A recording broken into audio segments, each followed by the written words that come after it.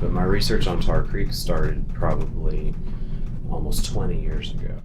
And so there was a lot of historical information about the Tar Creek area, the mining operations that went back almost 100 years, and then lots of emphasis on Superfund designation in 1983 and the subsequent recommendations to the people that they relocate. But then their resistance to it was what got my attention. And so several different projects led to the final project for my dissertation that focused on the families, though.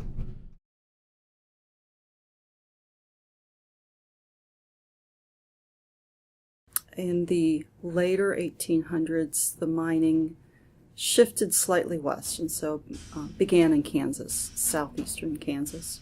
There was a discovery, though, in the 1910s. It was 1914, 1915. Discovery of lead and zinc ore that was just north, I believe, of Miami, about 4 miles away. And this was really rich ore. So the ore they were pulling out of southwestern Missouri is, 5-6% mineral in the ore. So it's a rich content, but it's not anywhere as rich as it was in this new strike. So in the new strike, the ore was showing between 10 and 30% mineral in content. And so you can't leave this alone. This is a big attraction, and it attracted all kinds of attention. Workers who were looking to become mine owners, mine operators, the mining companies that had already been operating in Missouri, they all kind of flocked into the area and began digging around and finding stuff. A few years down the road, the flavor of the camps changed. And so you can see this happen in California with the 49ers. The early miners are really rough, and they spend a lot, and they don't save very much, and they're single. And then a few years down the road, they begin to migrate in family groups, and the population kind of settles down. That happened in the mining area in Oklahoma. So Pittsburg ended up being one of those centers where people began to live. The mines were there, and the population began to settle down and become a little bit more stable.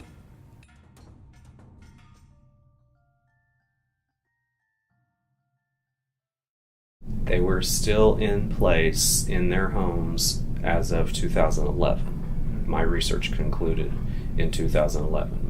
What has happened since then, I'm not certain about, but I have heard that some families have relocated since then, who were holdouts, who told me that they would never leave.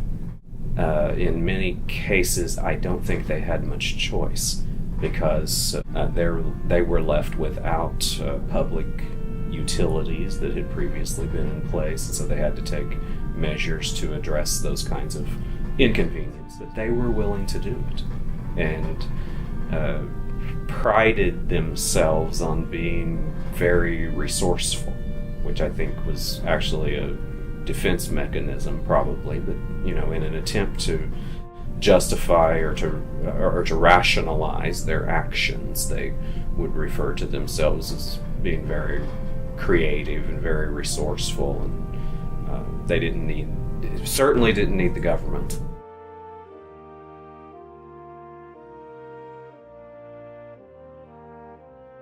This is really deep ore. If you look at the mines that grew up around southwestern Missouri, the deepest of them were maybe 50 feet deep. The mines in Oklahoma were up to 450 feet deep, but it's dark, and it's cold, and it's wet. So there were pumps that had to operate all the time, and this ore is in hard rock, and so you can't just chip away at the ore and pull chunks out. You have to have explosions. You have to drill. You have to have the kind of equipment and explosives that will create a lot of dust. And this is really hard rock. The dust doesn't just go away. So you're breathing in this dust-filled air, and you're getting little grains of the equivalent of sand into your lungs, silica dust. And this gets into your lungs and it doesn't come back out. So coal miners dealt with a very similar kind of situation. They breathed in coal dust and they would develop what's known as black lung disease. So a normal person will be able to cough things out or cough things up, cough the mucus out of their lungs. And these miners who had silica filling their lungs, they couldn't do that. These miners would die of pneumonia. They would die of the equivalent of emphysema, and a lot of them got tuberculosis. While national rates of tuberculosis were falling, the rates of tuberculosis in the Pittsburgh area were skyrocketing. Silicosis is not something that is communicable. You get it by breathing the dust, not by living next to somebody who has breathed the dust. But tuberculosis is something that you can communicate. And so the miners were more susceptible to tuberculosis, which made the mining families more susceptible.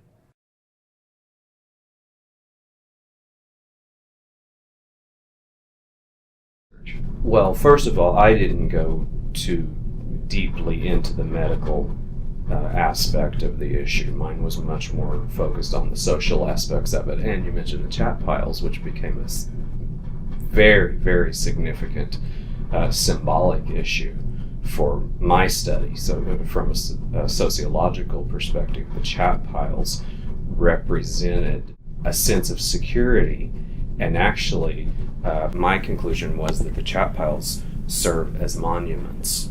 The chat piles are monuments to a lifestyle.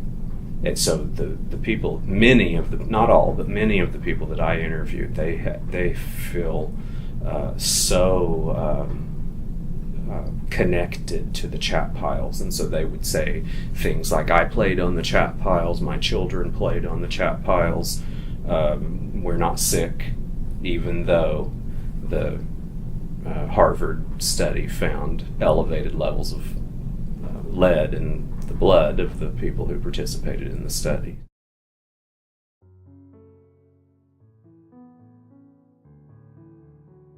So you pull the rock out of the ground and you crush it into tiny pieces and you process it and you pull the ore out.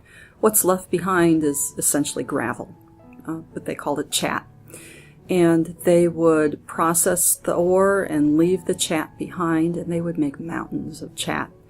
And huge, huge hills that if you flew an airplane over the area, these would look like mountains when you're looking down at them. Huge piles of gravel.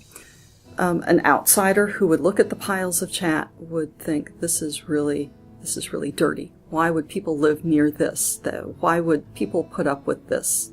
People living in Pittsburgh saw the piles of chat totally differently. So the miners would look at their own piles of chat and they would say, look how much our mine is producing. We built that pile of chat. That's our pile. And they would name the piles of chat and they would measure them, who's got the bigger pile. And they kind of took ownership of their own piles of chat. The little kids would play on the piles during the winter when there would be frost on the ground. The frost would cover the chat and it would just sparkle in the sunlight. And the miners looked at that, and the families of the miners looked at that and they said, this is beautiful. It's a monument to their work. Outsiders didn't see it that way. On windy days, there would be dust that would come off of the chat piles. An outsider would look at that and they would calculate that dust was probably causing silicosis. But you can't get silicosis from that level of dust contamination in the air. You really have to be in an enclosed space. And when they would get there, they would see the housing and they'd see the outhouses and they'd see the people who don't seem to be saving money, clearly aren't living a middle-class existence, and they would pass judgment.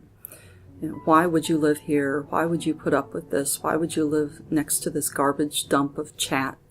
The people who were living in Pittsburgh understood this. They knew that they were being judged. And so what developed was a resistance to the help that they were being offered. And of course, the help that's being offered is help that's kind of underhanded or not offered freely. When the mines stopped operating the pumps, the mines filled up, and so the water would sit right there next to the ore, and after a while, that water is going to leach the lead out of the ground, and so the groundwater is going to be contaminated with lead. The problem was the groundwater, and the problem was the smelters. And the problem probably also came from the lead paint everybody was using in the United States at the time.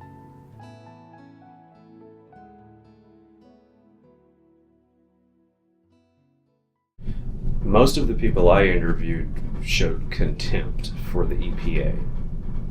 So they did not indicate that they valued any information that came from the EPA. They saw the EPA as the enemy. They viewed them as foreigners, they're outsiders.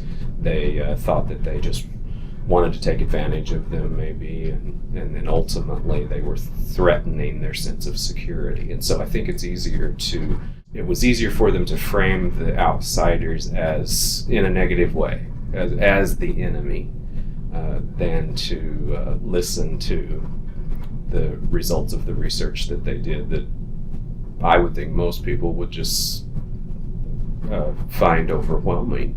That research was so compelling, at least to me.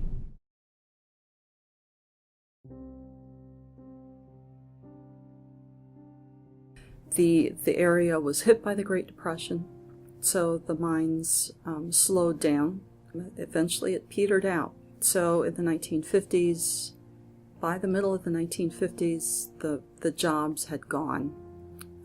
So as the population dwindled, the EPA became interested in what's going on in the area, and it was designated a Superfund site in the 1980s.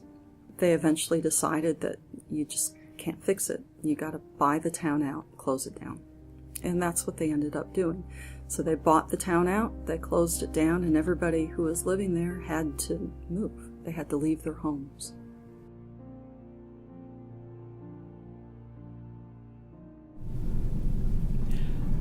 I know that there was a thriving community in that location not that long ago. It is such a tragedy. What a sad conclusion, I guess, to what was once such a thriving community.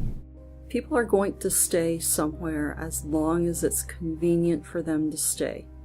And convenience depends on your perspective.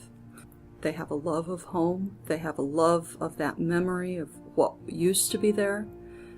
And does that love of what used to be there overcome their desire for comfortable living? In the case of Pittsburgh, the government made that decision for them.